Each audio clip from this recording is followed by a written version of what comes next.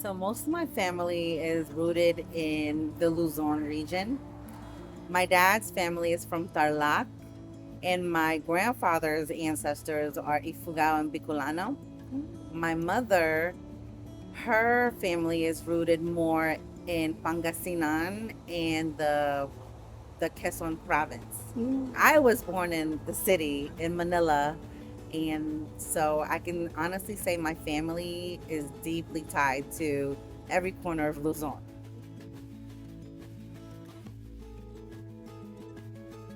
I would say the Filipino spirit is like a bamboo, bending in the storm but never breaking.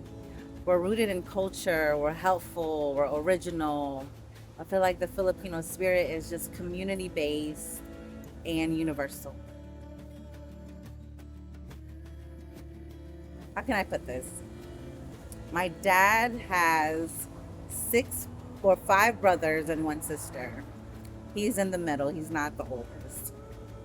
And some of his brothers were in the military back in the days. So, of all the family that were petitioned, we were the last to be petitioned. So, my Lolo and my Lola petitioned us after a while, and that's how our journey started here in America.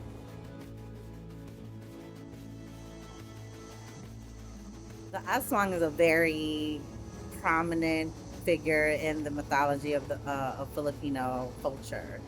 The Aswang was like a shapeshifter. So growing up, we always would be played with saying, "Oh, don't go there. The Aswang is there, or the Mumu is there, or the White Lady's there." So growing up, I always thought the Aswang was just something monstrous.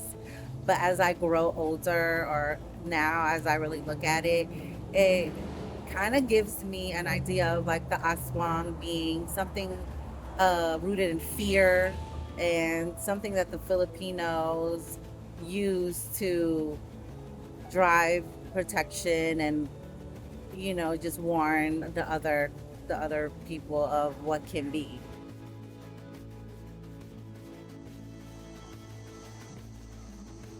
So my family don't have direct Aswang experiences, but I do know that the stories of the Aswang held weight in our family or in our culture.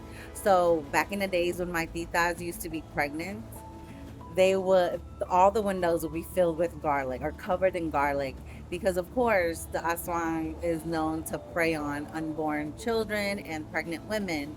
So that is, it's not just folklore to me, it's like a ritual where when you're pregnant you put all these garlic around just as a sign of love and protection for your family.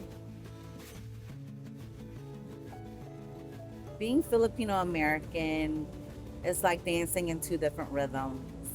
One, dancing in the Filipino rhythm where I'm rooted in community, family, food, and respect of the elders.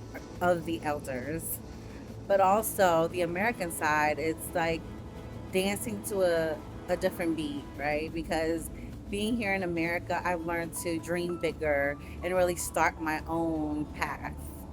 So, as a Pinay raising a blended family here in America, being Filipino American is colliding both worlds and just really letting my children know that these two cultures can be a powerful connection into your future.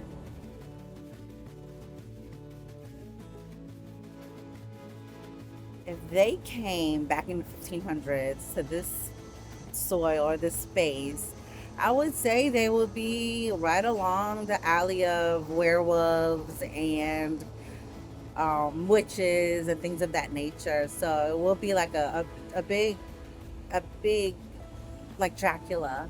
So I think they'll be walking around those, the same those kind of tribes.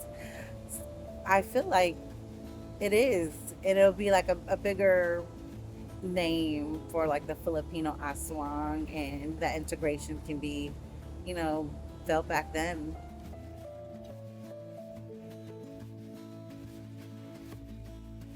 I hope that more visibility be represented, not just behind the camera, but in leadership, in the boardroom. So I feel like more, how can I say this? More representation, just everywhere, because Filipino-Americans are a big part of history everywhere.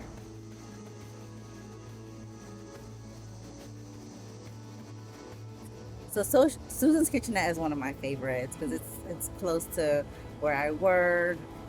You know, the food options are great. As far as other ones, I haven't really tried because I cook at home so much, right? The Filipino Cultural Center has always been like has a special place in my heart because I used to dance there. I used to do a lot of activities there, so I think they're still a great company to do things with and do things in that. And a lot of like the Ube festival that just happened, I think that was a really great way. Yeah, I feel like Filipinos in the area are really on the rise. So shout out to all the Norfolk Filipino spots that have been, opening recently.